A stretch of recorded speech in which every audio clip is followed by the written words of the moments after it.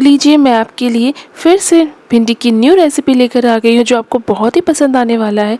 और हाँ, इसे बिगनर्स भी बहुत ईज़िली ट्राई कर सकते हैं क्योंकि इसमें ग्राइंडर जार की ज़रूरत ही नहीं पड़ी है।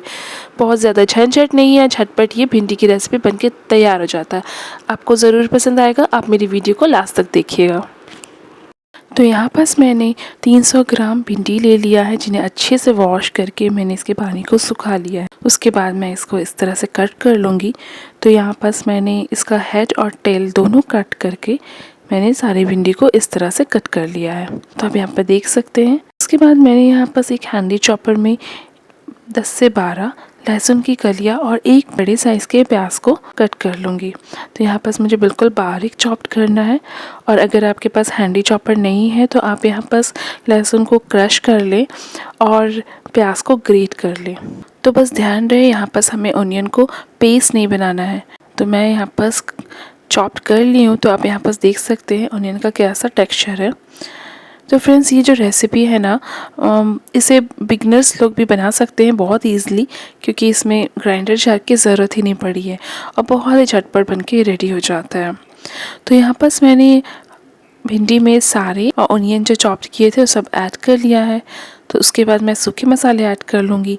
तो हाफ़ टी स्पून हल्दी, हाफ़ टी स्पून लाल मिर्च powder, half teaspoon Kashmiri लाल मिर्च पाउडर, 1 टीस्पून धनिया पाउडर, हाफ़ टी स्पून ज़ीरा पाउडर, 1/4 टीस्पून काली मिर्च पाउडर और टेस्ट के अकॉर्डिंग यहाँ पर नमक ऐड कर लें।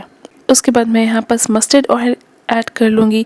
तो 2 टेबल स्पून मैंने यहाँ पर मस्टर्ड ऑयल ऐड कर लिया है, जो कि बिल्कुल कच्चा है, इसे पका के ऐड नहीं करना है।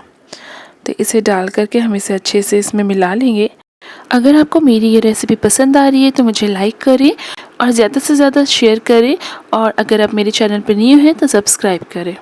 तो यहाँ पर देखिए, मैंने भिंडी को अच्छी तरह से मिक्स कर लिया मसालों के साथ, और ये अभी से कितना यम्मी, कितना अट्रैक्टिव दिख रहा है। अभी तो मैंने इसे पकाया भी नहीं है, फिर भी बहुत यम्मी लग रहा है। तो यहाँ बस मैं क्या करूँगी, फ्लेम पर आ जाऊँगी और इसमें 2 टेबल स्पून ऑयल ऐड कर लूँगी। ध्यान रहे, ऑयल हमने पहले भी ऐड किया है तो एक्स्ट्रा ऑयल नहीं ऐड करेंगे, थोड़ा ही ऑयल ऐड करेंगे। उसके बाद ऑयल जैसे ही हल्का गर्म हो जाता है, हम इसमें 1 टीस्पून ज़ीरा और 1/4 टीस्पून मेथी दाना ऐड करेंगे। मेथी दाना से टेस्ट बहुत अच्छा आता है। जब ये हल्का क्रैकल हो जाए तब हम इसमें सारे भिंडी और इसके मसाले इसमें ऐड कर लेंगे। तो यहाँ पास मैंने सारे भिंडी और इसके मसाले ऐड कर लिए हैं और इसे ऐड करके मैं यहाँ पास हाई फ्लेम पर फ्राई करूँगी 5 मिनट तक। ऐसा करने से भिंडी के सारे लेस ख़त्म हो जाते हैं। आपको हमेशा भिंडी की लेस ख़त्म करनी है तो आप इसे हाई फ्लेम पर बिल्कुल फ्राई करें। भिंडी की लेस बहुत जल्दी ख़त्म हो जाएगी। तो 5 मिनट तक मैंने उलटते पुलटते इसे फ्राई कर लिया है और इसके मसाले भी हल्के हल्के फ्राई हो गई हैं, भिंडी भी फ्राई हो रही है। ऐसा करने से इसका टेस्ट भी अच्छा होगा और तो और इसकी लेस भी ख़त्म हो जाएंगी। तो 5 मिनट तक मैंने फ्राई कर लिया है हाई फ्लेम पर, इसकी लेस भी ऑलमोस्ट ख़त्म हो गई है। तो अब हम इसे बिल्कुल लो फ्लेम पर कवर कर देंगे। लो फ्लेम पर मैंने कवर कर दिया है 10 मिनट्स तक। आप चाहे तो बीच में एक बार ढक्कन खोल करके फ्लिप कर लें। मैंने 10 मिनट्स तक इसे कवर कर दिया था बिल्कुल लो फ्लेम पर, और ये भिंडी तो बिल्कुल सॉफ्ट हो गई। अब तो जानते ही हैं भिंडी बहुत जल्दी सॉफ्ट हो जाती है, और मसाले भी इसके बहुत अच्छे से पक गए हैं। ये देखिए भिंडी कितनी सॉफ्ट हो गई है। तो चलिए गरम गरम भिंडी को डिश आउट कर लेते हैं और इसे सर्व करते हैं पराठे के साथ, रोटी के साथ या राइस के साथ। आपको जिनके साथ खाना पसंद है आप उनके साथ एंजॉय कीजिए। मैंने तो इसे पराठे के साथ एंजॉय किया है।